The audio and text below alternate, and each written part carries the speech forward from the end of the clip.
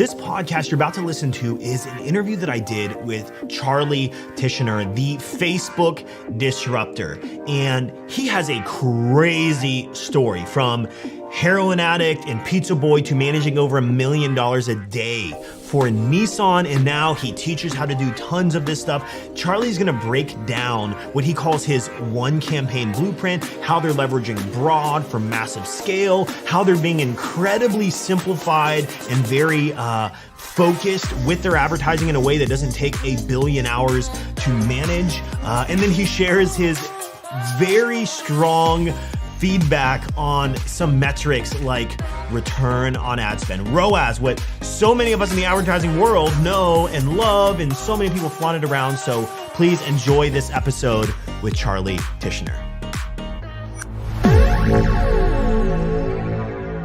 Everybody, today I have Charley Tichenor, and he is known as the Facebook disruptor. And whenever I bring someone on that is like super nerdy and super talented, nerdy in a good way, and very talented, I get really excited because, especially when it's someone that I've actually followed for, you probably don't know this. I followed you for like 6 months now. I was first introduced to you by the founder of Zero Shoes, who I had on my podcast. I was at a marketing meeting at the round table with their whole marketing team. And he's like, have you heard of this guy named the Facebook disruptor? And I'm like, never heard of him. And this back in October of last year. And he tells me, you need to check this out. So we check it out. I get on your newsletter. I follow you on Instagram, and I've been watching all your stuff. And I'm like, I put you on my wish list of people to get on here, man. So I'm excited you're here. But for everybody listening, I'm just going to lay out the rap sheet real fast so you kind of lean in and listen here. Charley has over a decade of experience in Facebook ads. Oh, that's a lot of experience. Over $1 billion in revenue driven. He has a client list of different 8, 9-figure direct-to-consumer and some SaaS brands.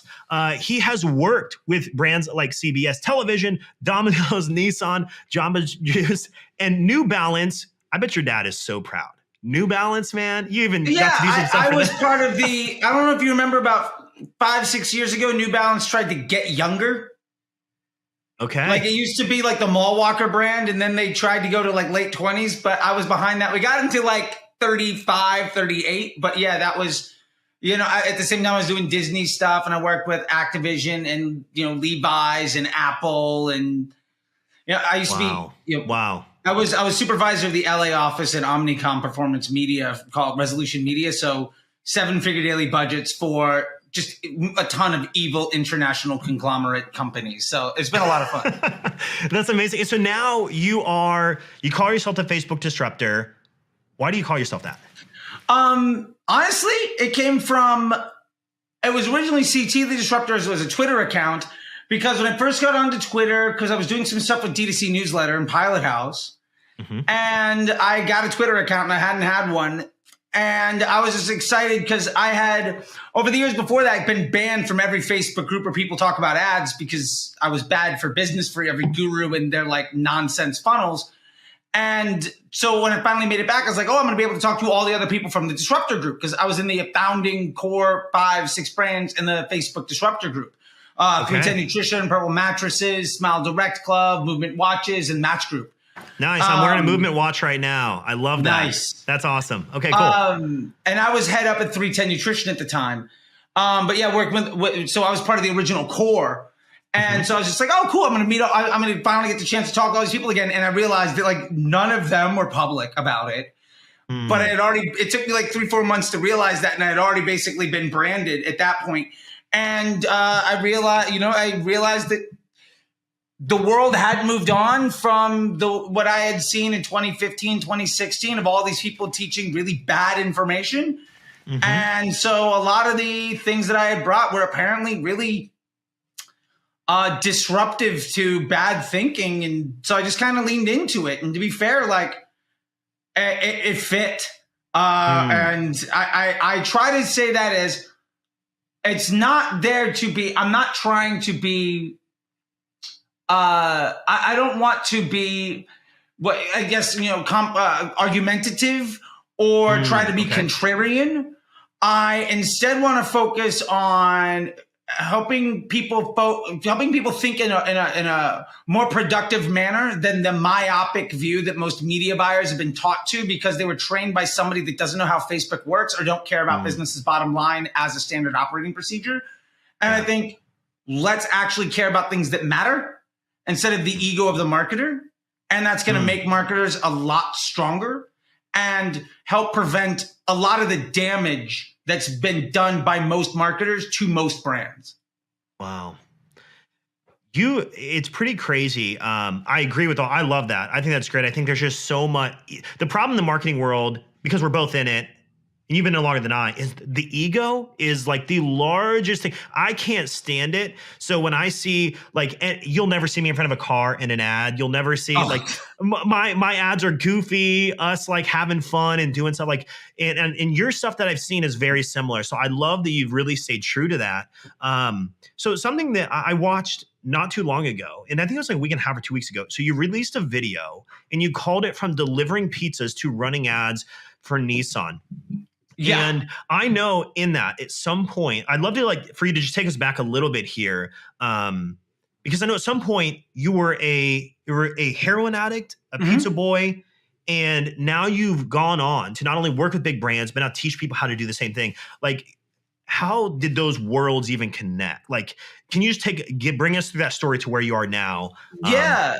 I mean, basically, soon after high school, I became a pretty big drug addict, went to college, got a gig as a touring musician. I did that thing. I was a radio personality on Sirius XM, and I was rewarded for that kind of partying, but I got really good at self-promotion to the point where other people paid me to help promote them. And, you learn a skill when you're a touring musician and a radio personality. And, I went from answering phones at a AM radio station, having my own college radio, to being an afternoon drive time host on Bubba the Love Sponge. And then the Hulk Hogan sex tape happened. That ruined my radio career. A bunch of people caught charges. And I basically fled Florida to move to LA. And wait, hold on a second.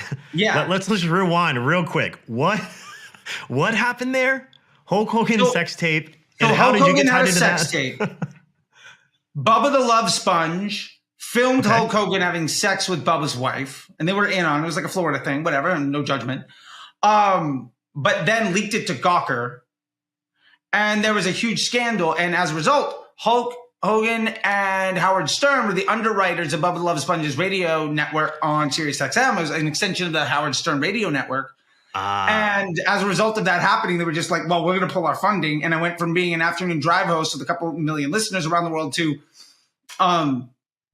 chains on the door. And it was now a Howard Stern replay channel. Wow. And many other things had happened, but I basically had the choice of jails, institutions, or death. And I moved 2,500 miles and got sober. Wow. That's crazy. Okay. I started to do organic social media stuff for other things. And I got a job. My first gig was doing data entry at some illegitimate social media agency on Hollywood Boulevard for $10 an hour. And I ended up automating all my work. I ended up basically doing the work of 8 people in a couple of hours. I watched all of The Wire at my desk in about 2.5 months before I got fired. And I brought the biggest client with me. And I started a social agency just doing organic growth hacking. Ended up going on AMC's show, The Pitch. And I was part of their last episode. Once they put me on TV, they canceled the show. We won the episode. They just saved the best for the last. That was it. They saved the best for last. Yeah. They were like, no, you're done. You're done. Cut. Yeah, funding pulled. Who made and I'm not even on screen for that long. But so we won that. And then because of getting that business, my business partner at the time was also my attorney. And he had designed the paperwork. So basically the ink wasn't dry on that contract and I was fired. And I took the biggest clients with me again. And my biggest client at the time fired me because one day he put in $100 into Facebook to run ads. And he's like, dude, I spent $100 on ads. It did more for me than paying you $2,000 a month does. And he honored the contract, paid it out, but it was like, we're done. And the next day I put my credit card in Facebook and started promoting my band. And within 3 months I was running stuff for Jamba Juice and Viking River Cruises. Within 6 months, I was doing things for Jay and Silent Bob and Robert Rodriguez movies and, Carrie Gaynor anti-smoking stuff. And within 9 months, I was supervisor at the Omnicom office because literally having run ads for 9 months meant that I was one of the top 5% most experienced people. And like I had performance marketing chops at agencies doing multiple things. And I have an MBA and, I've got a couple college degrees because fun fact, if you go to college, I didn't realize the ramifications of student loans, but like I just kept getting paid. I just kept getting giant checks written to me for showing up to school. So I ended up collecting a whole bunch of a whole bunch of checks instead of having real jobs. But I just created a mountain of like student loan debt, which I've since paid off. But like, that's how I kind of sustained myself, that and being a musician. But so I ended up showing up with like 3 college degrees, an MBA in business from the Harvard Business Review, and having more experience than everybody else in running ads on Facebook. And they were like, hey, we need somebody to manage like 7 figures a day for these big brands. And we need to do very specific things. And I had the ability to walk the walk and talk the talk and do scientific case studies. So I got put in role where basically 7 figures a day, no real overhead. And my bosses had no idea how to do what I was doing. And so it was the Wild West for a little bit. And that was a lot of fun. And I was a bad employee. Like I didn't know how to use Outlook. I was showing up in like band t-shirts and cowboy boots and ripped jeans. And like, I was like, I had a gig last night. I just show up in whatever I was wearing. Like, that's amazing. I was more eccentric than the creative directors at Shy a Day and all of those good guys. And, I bounced around from agency to agency. Basically, I'd work there for 6 to 9 months. I get fired. I get my boss's job at the spot next door. And eventually I went client side, vendor side, and really just had a huge, just very round experience to get me to that place. And now I've been in a spot where, over the last 5 years, I think I'm personally a partner in my 4th business that's going to go from like they brought me in doing $50K a month a year and a half ago, and now we do $1 million a week. Wow. That's the 4th time in the last 5 years I've done that, and I'm about to join my 5th one that's on a similar rate. And I've also grown my own stuff, and it's now it's not lucky, it's a process. And so I've really just tried to take what I've learned and make it readily accessible to people. And generally that is difficult for people to take in, but I look at it as from a business perspective. And that means that what I have to say comes from a different place. And that's just come from my background of having to make $1 million a day work is a lot different than somebody trying to keep a client that's spending $30,000 a month by looking better on a report so that somebody else gets fired, even though I'm not doing any decent work. And that just gives me a different perspective.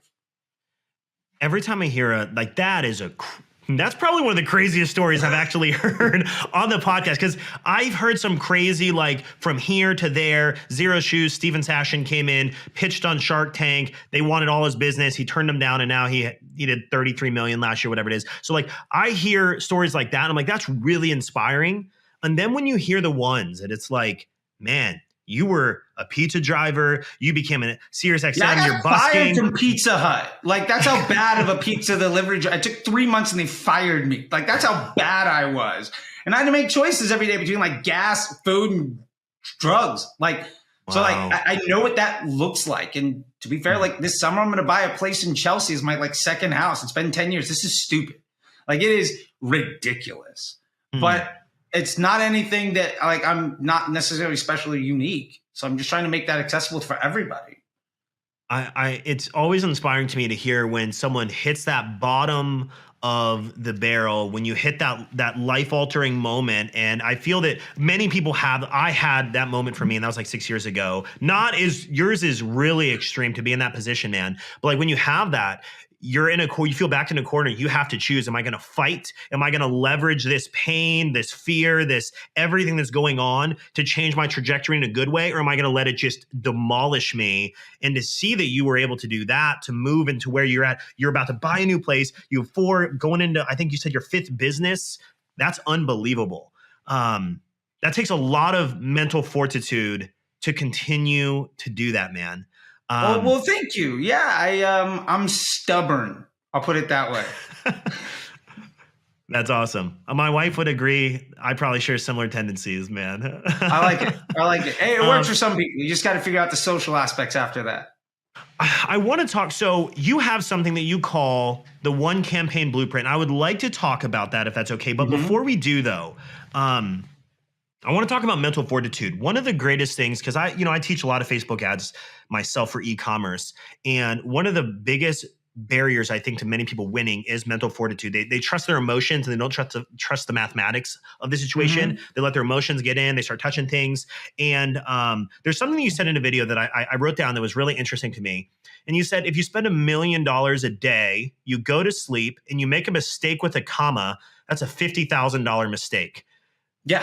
That takes a lot. Like, could you speak to like what type of mental fortitude do you need to have to be an advertiser and to win at advertising? Do you have any advice on that? Because I mean, $1 million a day, that's a lot, right? Like most people listening to this are not going to get to that point.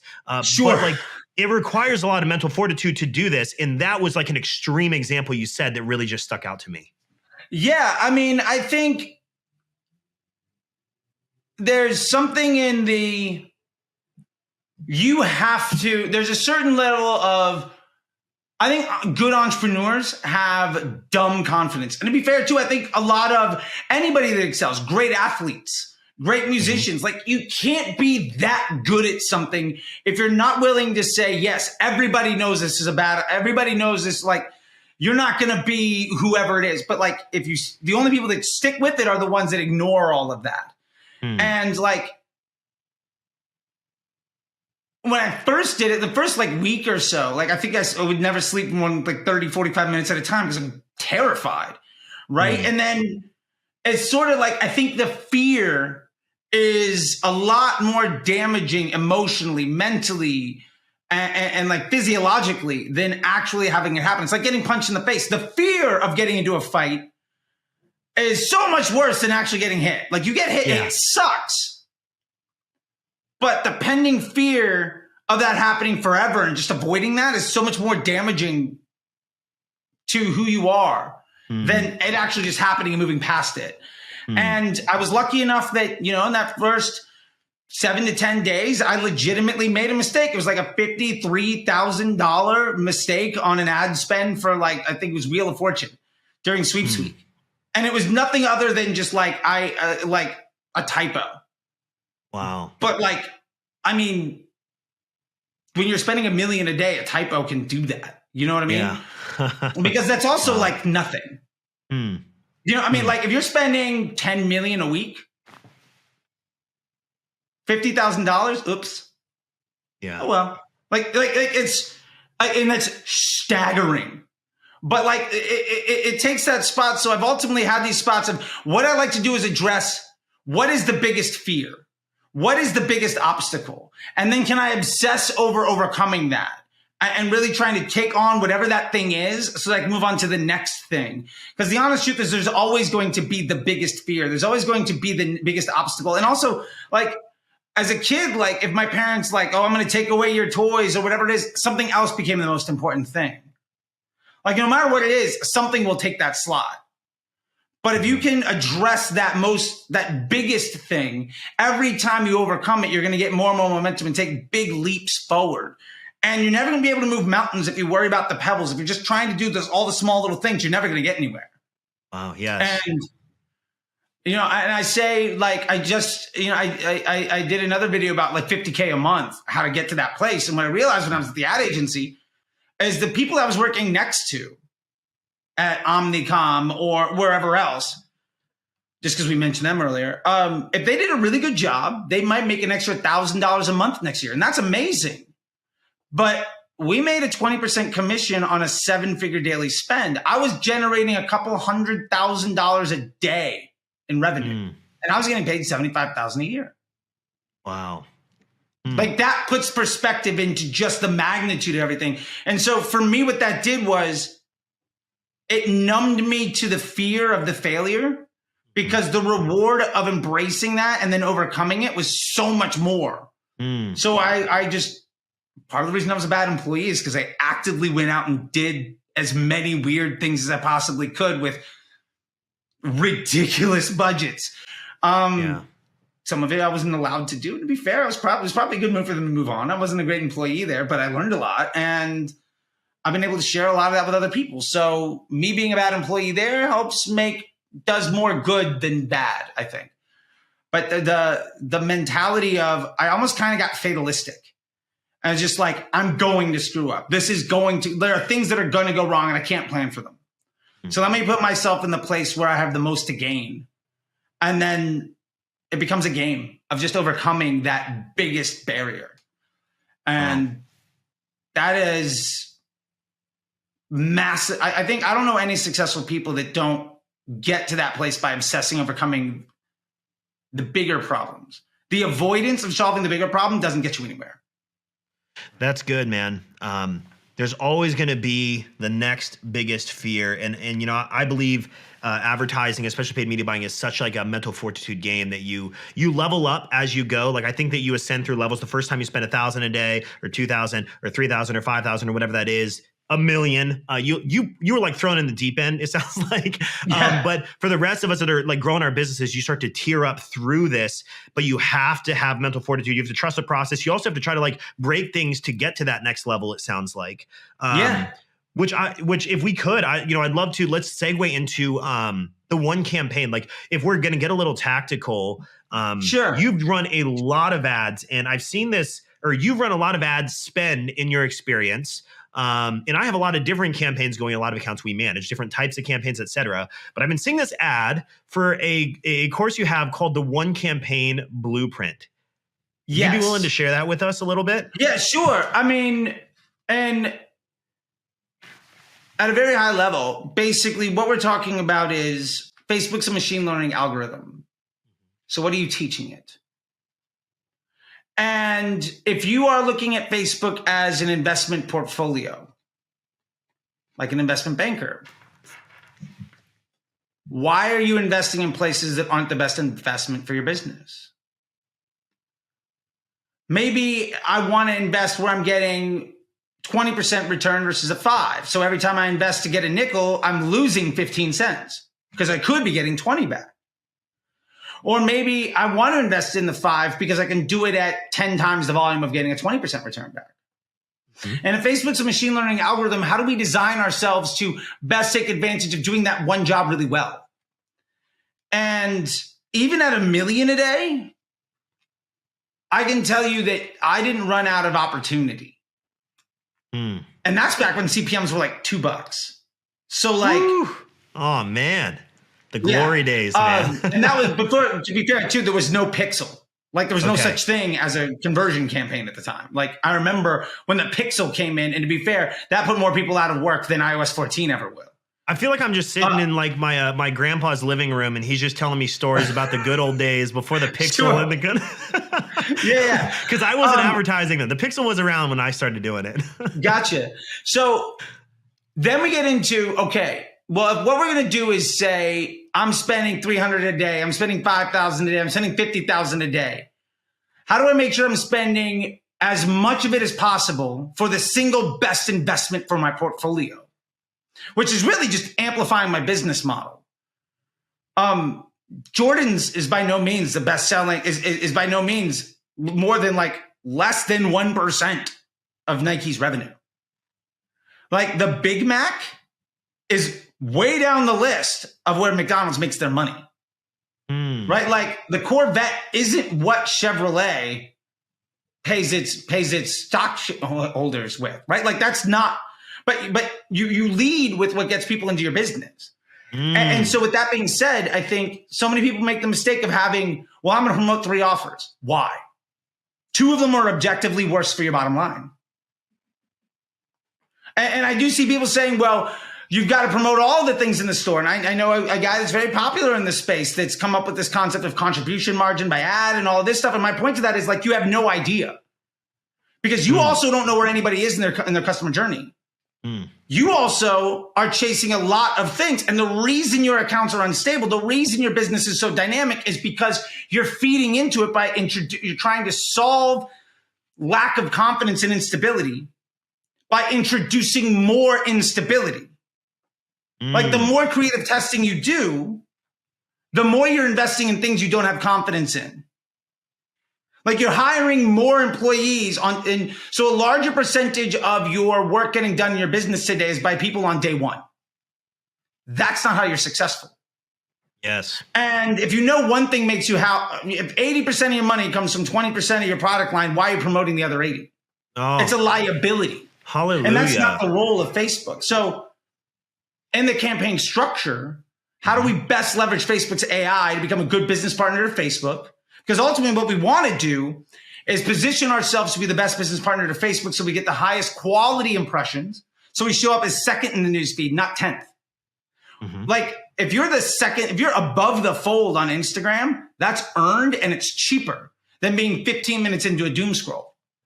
So how do we become the best business partner so we're getting lower cost inventory that's higher quality where we don't have to change things out all the time? Because then also our machine learning algorithm is getting better and better at understanding how to treat this individual type of user. Mm-hmm. Which means also we're get better and better at our email flows and search and site optimization because we're not changing the type of person walking into the store. So the more campaigns you have, inherently, the less stable and projectable your results are going to be. And the more futile any efforts are in optimizing your efforts after the click. Mm-hmm. So like if you have 5 campaigns running, it is infinitely more difficult to fix what happens after the click in your business than if you have 1. So with that being said, what I teach in that is really how to get down to that one thing, what that can look like. And I'll give it a sneak peek. This is like my famous, at this point now, like sticky note. I had some guy come to my house. He's like, can I take a picture with the sticky note? And I was like, yeah, sure. So this is our one campaign.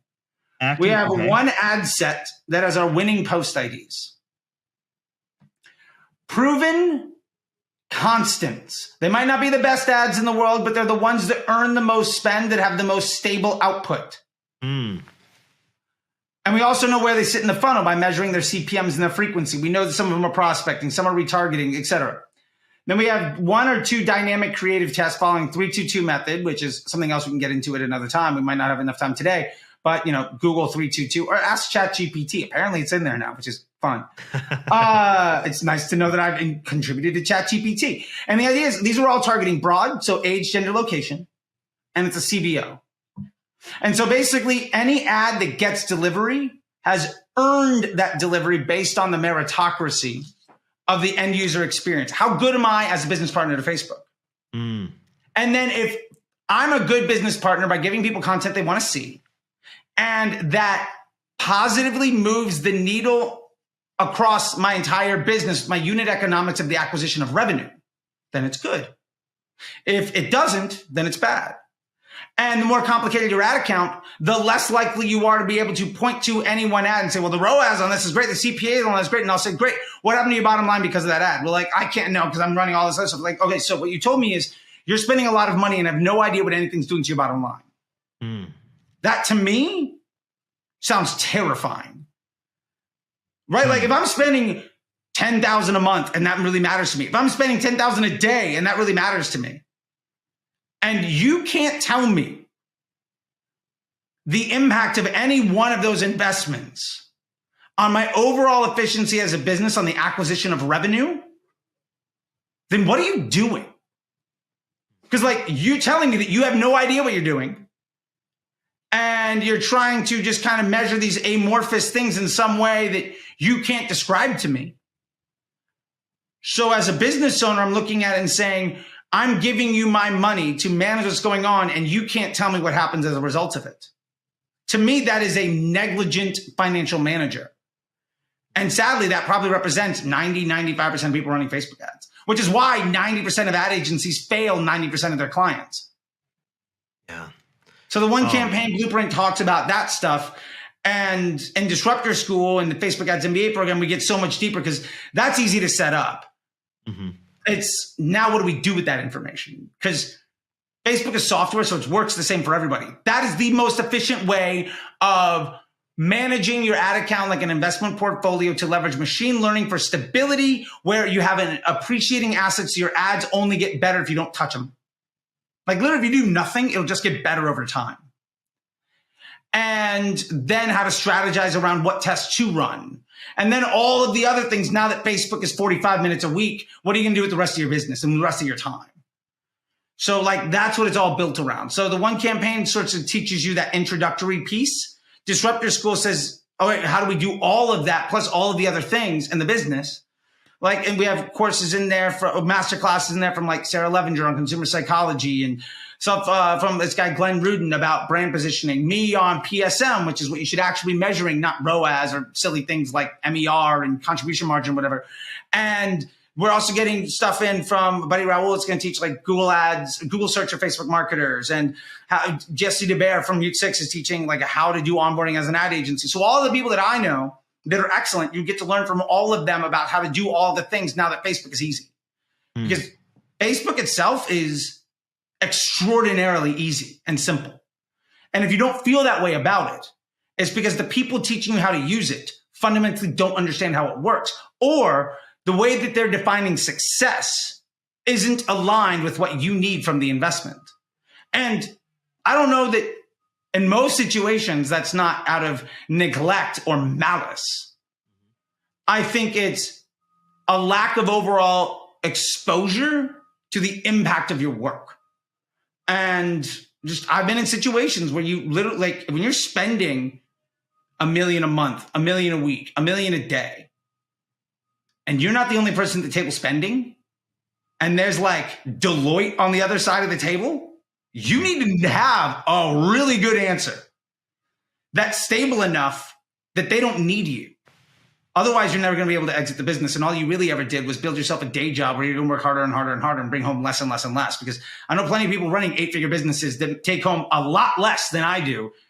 And a lot of other people do that have just a simple system that produces a high upside. So I think it's somewhere in that is sort of what we talk about and how to take a look at things. It's really interesting. Every time I talk to someone who's like in our world and ecosystem, like what we live and preach and do, it's always exciting to see overlap. So like one thing that I saw, there were two steps that I had read on your one campaign blueprint that you talk about is you say step 1, stop wasting time with targeting, let the ads do it for you. And then step 2 is to run traffic to the lowest cost audience. It's interesting because like we've been teaching for so long and telling our people, like it used to be you go super mediocre, crappy ad, like whatever, just lob it out there to a super niche audience and you can gain some traction. And now we've seen a shift to where you need great ads to larger, broad, and you start to see, let the AI, you let the machine learning start to work in. Yeah. Is that your belief as well? So is that like where you're in line with? So that change happened in 2018. Mm-hmm. So for the last 4 or 5 years, that's been the standard. Before 2018, Facebook operated like Google Display, where it was random distribution within an audience. So you had to target to make sure the right people saw your ads. In 2018, Facebook brought in widely available something called advanced matching, which allowed you as the advertiser to leverage everybody else. So if you're running a lead campaign, it's going to leverage everybody else that fires a lead pixel. If you're doing e-commerce, everybody else that adds the cart, everybody else that views products, what's the metadata on that product? For instance, when I was running New Balance, we found at scale, 2/3 of the money we spent where it was our business's first impression with the customer was somebody who had abandoned cart in the last 7 days at one of our competitors. The idea is not that you have to create a funnel, because you can't. The average customer journey is decades long. The idea is that you need to earn the attention when somebody is making that decision on their own right. You need to earn that place in their customer experience. And so ads do the targeting, because if you put in no parameters other than age, gender, location, Facebook's going to show that ad to the person that most wants to see it. That's going to have the best estimated action rate. So if the type of attention that you're buying isn't good for your business, the ad isn't good enough. Or the way you monetize that attention isn't good enough. So if you launch into a broad audience like this, because I can hear someone listening right now saying, Charlie, I've launched abroad, I've done exactly that, and I haven't seen traction within the 3 to 7 days. Like, haven't gotten any. I've got no purchases. Insert whatever. What would your response be to that? Is it do you think it's the ad then in that scenario? Yeah, I think 3 things. Number one, what happened to the rest of your business when you did that? Half the time I have a conversation with people like, man, my business is great. If I can just make Facebook work, it's going to be awesome. It's like, well, what happened? Well, we did X, Y, and Z. We've been trying the broad now for like a month. It's just not working. I'm not seeing any sales. Like, but when you started broad, did you start to earn a lot more money? Maybe your attribution isn't there, but as soon as you went to broad, your actual organic search went through the roof. Your direct on Google Analytics went through the roof. Your search volume on Google went up. The performance of your organic social improved. Facebook is a business model amplification device. It just says whatever you're doing, it's throwing more volume into whatever you're doing.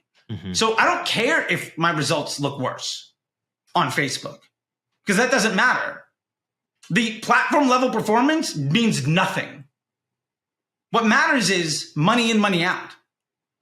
And so half the time that people say that, what they're really saying is Facebook's attribution isn't showing good sales on this, but my business is doing better.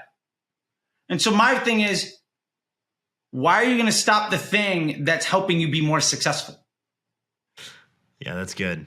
I think most people fall into one thing. They ask the wrong questions, they value the wrong metrics, and they define success in the wrong way. And so here they're defining success by valuing the wrong metric. The CPA of the ad, the ROAS of the ad, like that doesn't matter. That has nothing to do with business success. The other thing is, if you've been running interest groups and lookalikes and retargeting, the 2016 model of how to run ads, the thing that's been obsolete for 5 years, and you launch broad,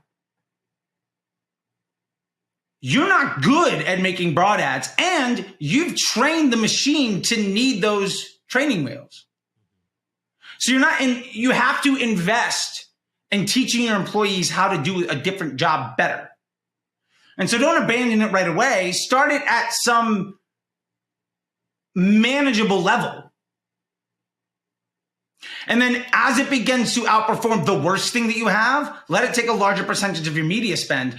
And it's at that point, it is legitimately just a numbers game on time until the broad is the only thing you'll ever need. And at that point, you can abandon targeting holistically forever. Sometimes that takes 2 weeks. Sometimes that takes 2 months. And there's nuances to it because you're probably running multiple types of ads to multiple parts of the funnel. You're probably promoting multiple things. You're probably leveraging other stuff. And your media mix probably requires you to take advantage of that. So when you start going broad, you're not taking advantage of search in the same way. And your emails might perform differently. But you got really good at doing the job the wrong way. Doesn't mean when you do it the right way, you're going to be better. You have to learn how to do that. And I think most people say, well, I'm running lookalikes and I'm running broad and my lookalikes just perform better. And I'll ask them, well, what happens if you turn off the lookalike? If you stop stealing the high performance stuff in an audience that will depreciate, because that audience will eventually fatigue, which broad will never do. And you started to invest that learnings into making broad better. Instead of investing it into an asset to help it depreciate faster. Like a 1% lookalike is actually a 99% exclusion based on data that you probably don't trust. Like, do you legitimately trust Facebook's data on targeting on, like, do you think it's complete on the purchase information or like website visitors or any of that stuff? Like, do you legitimately want to exclude 99% of people that want to see your content? Because the data point that you don't trust, and you're going to find a 2 million person audience that looks like a data set that you don't trust to exclude the vast majority of people and expect that to be, as a depreciating asset, a good investment. Like, you're never going to get rich by buying stocks high and selling them low as a standard operating procedure, but that's how most people run their ads, and that makes no sense. You know, it's interesting you say that. I was going to say, so our experience with broad, is that the accounts that we work in that have some people, I hate the word seasoned pixel. I don't Sure. really like it, but you get the idea, right? A lot of people, the more we've run, the more spend we run, the larger the stacks of whether it's stacking things, the broader the audiences you can go until you get to that openness of it. I call them open, you call them broad. Sure. So like, it is interesting. You put it in a good way though, that like if you were to train your employees one way and then suddenly the next day you just switch to the other, there's going to be a negative result of that, right? So you have to like almost train them in. You're going to take these two or whatever. We're going to do a mass training. We're going to slowly train them into the new way. It's an interesting way of putting it. I've never been able to put it like that because we do see that I will say that some like newer brands that don't have, they're starting from scratch, let's say, nothing in their pixel broad. I've seen it annihilate them. Like and it could be their ads it could be their ads. And sometimes when they go a little bit more refined, they get that initial traction, but over time, we see broad and larger, like even stacks of audiences, like 238 million. It's pretty much the whole US if you stacked everything together. You can go, we've seen broader really work over time. That's a really interesting way of putting it though. And yeah, I mean, it's ultimately an investment. Like, do you want to run your business on depreciating assets that increase your cost of advertising over time? Or do you want to invest in an appreciating asset that makes it more and more stable and requires less and less management so you can work on what happens after the click? Wow. One of those is infinitely more powerful. And one of them will eventually, if you carry it out to the nth degree, make it so you can't advertise on the platform. That's an interesting It's a zero-sum game as far as I'm concerned. That's an interesting perspective on that. I like that. That's great. One thing you've said several times now, and I've seen your t-shirts and your perspective on ROAS. Let's talk about that a little bit because ROAS is flaunted like, oh, we get a 16 or a 10 ROAS or whatever, and they probably sell like one $50 product for $5 in daily ad spend. What's your hang up in issue with ROAS? Sure. Well, let me ask you this. What is ROAS? Other than return on ad spend? Yeah, but like how are you defining it? Just simple revenue divided by ad spend. Okay. So it's attributed revenue, which, to be fair, we're not getting attribution credit for everything, and multiple channels are taking credit for that sale. So it's non-incremental, highly duplicitous revenue that's not 100% accurate based around the average order value of a customer. And somebody could spend 200 today, they could spend 20, they could spend 2,000. So you can't control the AOV and you have no confidence in the data set. Divided by the spend today that it took to get the transaction, but how much did you spend to get that customer? Was it 5 cents? It could be. Was it $700 because you've been targeting them for 6 months? You have no idea. And then basically, so now you're using that as a data point to say, well, Facebook's bringing getting this credit, but is that actually even good for you? I've seen so many businesses get worse and worse and worse as the ROAS goes up because they're chasing profit margin on Facebook, but it's not incremental. And then they say, well, you can't really measure incrementality and attribution, this and that. I'm using different windows. None of that matters. That has no bearing on any actual business success or performance. Before digital marketing, people spent plenty of money, and it had nothing to do with a pixel, nothing to do with credit for the sale. Yeah. When you buy a car, it has nothing to do with the salesperson on the lot. But like, that's not why you walked into Kia today. You know what I mean? Like, so if the numerator is a number that is not absolute, that you can't control, that is not incremental, that you don't have confidence in, and you're dividing it by a number that doesn't give you actionable insight for future actions. At best, it's a retroactive efficiency measurement that we can't trust.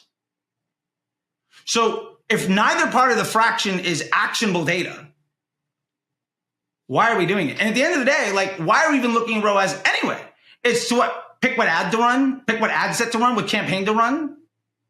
That's not how we should be managing the platform anyway.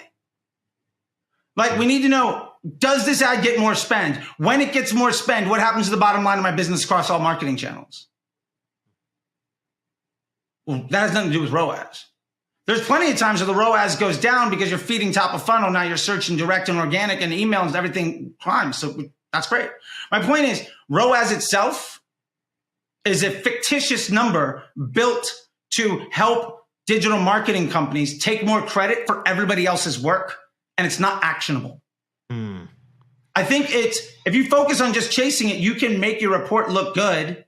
And if you're still in the game as a business evolves and just gets better, you're a rain man doing the rain dance at a used cars lot long enough for it to actually start raining. And in my book, that doesn't mean anything. Yeah, because so some interesting perspective. So one thing I say all the time is I say advertising is the tide that raises all boats. So like email looks really good when ad spend goes up, organic looks really good, direct, all those things you said, definitely agree on that. As far as like making decisions within the ad account though, how do you what's your preferred way of making decisions with it, at least on the ad level? Like it holistically will rise revenue, but what is that thing that makes me say kill it, trim it, stack it? Like what is that metric you primarily look at then? Did it earn spend? Or more importantly, if it earned spend, how did the media mix of spend change? And did my overall performance improve? How do you define the performance? Blended CPA, profit margin per day, acquisition, whatever the business objective is. So am I trying to acquire new customers? Am I trying to improve acquisition of revenue volume? Am I trying to improve top line, bottom line, whatever that is? As my investment portfolio changes, meaning the amount of spend that every ad gets evolves, is that good or bad for me? And if something getting more spend is net bad for my bottom line, well, I know it's bad for me. My bad ad that gets all the spend might be the reason that my Google search is so high. That good ad that gets all the spend might not ever be scalable. And as soon as I try to isolate it, it breaks because it's only good as the 12th touch, but it's getting enough volume because of everything else. So yeah. And if your ad account is not simple enough to make that insight, then you're setting yourself up to not be able to take actionable. You're not able to take action on the data that you see.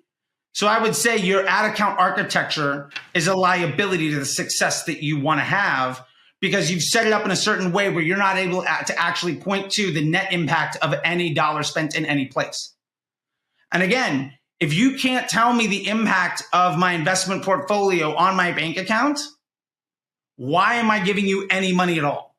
That's good. I want to just kind of to close here, just be respectful of your time. Sure. A few different takeaways that I kind of have in here that I think is worthwhile, and please expand upon these as I kind of add these. So the first thing I've kind of seen here is that there's always going to be another fear. So as you're going into advertising, as you're growing your business, there's always going to be that next level you have to break through that you have to have mental fortitude for. The second thing I believe, or that I've seen, and you've talked about, is that simplicity is better than simplicity over complexity. Too many people are super complex, really diverse, burning themselves out in a lot of different areas, and they're wondering why nothing works. And then the last thing you said was really good. Is just you said net impact, blended CPA. Some will look at MER. Some are going to look at blended CPA. If no one knows what those are, go Google those. I would say MER is another fictitious thing that matters that has no bearing on anything. It's a fancy version of ROAS. MER has no impact on the efficiency of future acquisition. You can't take a marketing efficiency ratio and then project that out because tomorrow the unit economics of attention are going to change.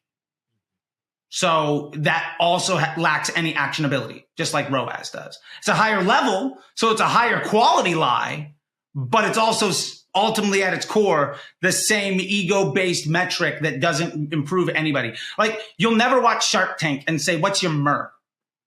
Yeah.